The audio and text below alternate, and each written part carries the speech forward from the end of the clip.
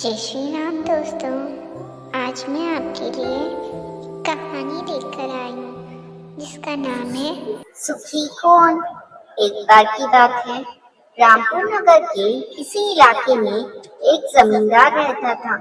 उसके पास अपार धन संपत्ति थी। जमींदार के दो पत्नियां थी, माधवी और सुनंदा। माधवी से जमींदार के 5 पुत्र हुए, अमल, वेद, पलक, धीर और त्यागी। सुनंदा ने सिर्फ एक ही पुत्र को जन्म दिया, वह था अभिषेक। वो सबसे छोटा था।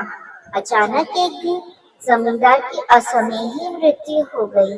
उसकी मृत्यु के बाद माधवी के 5 पुत्रों ने मिलकर सुनंदा और अभिषेक दोनों माँ बेटे को एक दिन घर से जबरदस्ती बाहर निकाल दिया। जब वे घर से बाहर निकले, उनके शरीर पर पहने हुए वस्त्र के अलावा फूटी कोड़ी भी नहीं थी। अभिषेक के प्रति 5 भाइयों का दुर्व्यवहार गांव वालों को जरा भी अच्छा नहीं लगा। उसका हक दिलाने के लिए उन लोगों ने भरपूर कोशिश की, लेकिन वे सफल नहीं हो सके। 5 भाइयों ने अभिषेक को 1 इंच भी जमीन देना स्वीकार नहीं किया। अभिषेक ने सद्व्यवहार से गांव वाले इतने प्रभावित थे कि वे किसी भी कीमत पर उसे अपने गांव से बाहर जाने देना नहीं चाहते थे। स्वयं उसे भी गांव वालों से बहुत प्रेम हो गया था। आखिर गांव वालों ने आपसी सहायता से कुछ रुपए एकत्र कर गांव के ही शिव मंदिर के एक हिस्से में दोनों माँ बेटे को रहने की व्यवस्था कर दी। इस व्यवस्था से वह खूब खुश हुआ। अभिषेक रोज नियम से शिव जी की पूजा किया करता था। मंदिर के अहाते में पड़ती जमीन में फल फूल और साग सब्जियां उगाता। उसमें कई तरह के हुनर भी थे। इस प्रकार वो मजे से अपना जीवन निर्वाह कर लेता था। ना उद्योग का लेना, ना माधो का देना। उसके जीवन की गाड़ी सीधी सपाट राह पर चल रही थी। एक दिन सुनंदा अपने बेटे से बोली, अभिषेक, अब तुम वयस्क हो गए हो, शादी कर लो। दूसरे गांव की एक लड़की यहाँ रोज मंदिर में पूजा करने आती है। बड़ी अच्छी है, सुशील भी है, गरीब घर की है। आज मैं उसे तुम्हें दिखा दूंगी। जब तुम्हें पसंद आ जाए तो कहना, फिर मैं उसके माँ बाप से बातचीत करूंगी। जैसी तुम्हारी इच्छा। अभिषेक ने इतना ही कहा। थोड़ी देर बाद जब वो लड़की मंदिर में पूजा करने आई तो सुनंदा उसकी ओर संकेत कर अभिषेक से बोली, बेटा देख लो, यही लड़की है। मैं उससे कई बार बातें कर चुकी हूँ। उसका स्वभाव और व्यवहार बहुत अच्छा है, सुंदर भी है। अब तुम अपनी इच्छा कहो। अभिषेक को लड़की भा गई। वो बोला, माँ, जब तुम्हें पसंद है तो मैं भी तुम्हारी इच्छा के विरुद्ध नहीं जाऊंगा। माँ खुश हो गई। फिर बोली, लड़की का नाम प्रियंका है, अच्छा नाम है। अभिषेक ने मन ही मन सोचा। जल्द ही दोनों की शादी हो गई। हर कोई इस शादी से खुश था तथा गांव वाले भी। अपनी शादी के अवसर पर अभिषेक 5 बड़े भाइयों को बुलाना चाहता था, लेकिन उन्होंने उसके साथ ऐसा व्यवहार किया मानो उससे उनका कोई भी संबंध रहा ही नहीं हो। अभिषेक उदास होकर वापस अपने घर लौट आया। अब अभिषेक और प्रियंका दोनों पति पत्नी मिलकर रोज नियम से शिव जी की पूजा करने लगे। कुछ समय बाद उन्हें एक पुत्र हुआ। परिवार में खुशियां छा गई।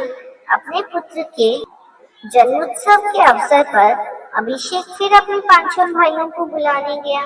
भाभीियों से भी आने के लिए आग्रह किया, लेकिन सबने उसे उपेक्षा और तिरस्कार की दृष्टि से ही देखा। किसी ने सीधे ढंग से उससे बात भी नहीं की। एक अजीब कड़वाहट लेकर वह घर लौटा। घर आकर अभिषेक ने सारी बात माँ को बता दी। माँ ने उसे समझाया, बेटा, वे अमीर है, हम गरीब है। अमीर लोग गरीब के घर जाना पसंद नहीं करते। जब तुम भी उनके जैसे अमीर हो जाओगे तो वे जरूर तुम्हारे यहाँ आएंगे। माँ की बातों में जो सच्चाई थी, अभिषेक को उसे स्वीकार करना पड़ा। अब उसे अपने गरीब होने का दुख सताने लगा। यही नहीं, कैसे अपने भाइयों जैसा अमीर बना जाए, इस पर भी वो जब तब सोचता रहता। एक दिन जब दोनों पति पत्नी शिव जी की पूजा कर रहे थे, अचानक शिव जी ने उन्हें दर्शन दिए। वो बोले, वत्स, मैं तुमसे खुश हूँ, जो चाहो मांग लो। अभिषेक खुश होकर बोला, भगवान, मैं अपने सबसे बड़े भाई अमल की तरह सुखी होना चाहता हूँ। वो अल्पायु है, यदि तुम उस जैसा सुखी होना चाहते हो तो तुम्हारी आयु भी क्षीण हो जाएगी। कहो स्वीकार है, फिर मुझे श्वेत भैया जैसा सुखी बना दीजिए। इस पर भगवान शिव जी ने कहा, उसे अपने जीवन के अंतिम 10 वर्षों में काफी शारीरिक यातना सहनी पड़ेगी। बोलो मंजूर है? तब अभिषेक ने कहा, अच्छा तो मुझे पलक भैया जैसा बना दीजिए। तब शिव जी ने कहा, अपने जीवन काल में ही उसके सभी पुत्रों की मृत्यु हो जाएगी, उसे पुत्र शोक की पीड़ा सहनी पड़ेगी। क्या तुम्हें यह पसंद है? इस पर अभिषेक ने कहा, फिर मैं धीर भैया जैसा सुखी बनना चाहूंगा। तब शिव जी ने कहा, यह आधी उम्र में ही अंधा हो जाएगा। इस पर अभिषेक ने कहा, तो फिर त्यागी भैया जैसा ही कर दीजिए। इस पर शिव जी ने कहा, उसके बच्चे चोर, लुटेरे और ठग निकलेंगे। वे धन के लोभ में अपने ही पिता की मृत्यु कर देंगे। नहीं, अब मुझे कुछ और नहीं चाहिए। मैं जैसा भी हूँ सुखी हूँ, बहुत सुखी। अभिषेक खूब सोच विचार कर हाथ जोड़कर बोला, तुम्हारे इस संतोष भाव से मैं और भी खुश हूँ। भगवान शिव बोले, जाओ, तुम्हारा पुत्र बहुत तेजस्वी है, काफी यश अर्जित करेगा। उसके यश की सुगंध संपूर्ण संसार में फैलेगी, तुम्हारा नाम रोशन होगा। इतना कहकर भगवान शिव अंतर्ध्यान हो गए। दोनों पति पत्नी खुशी से पुलकित हो उठे। जय श्री कृष्णा, राधे राधे।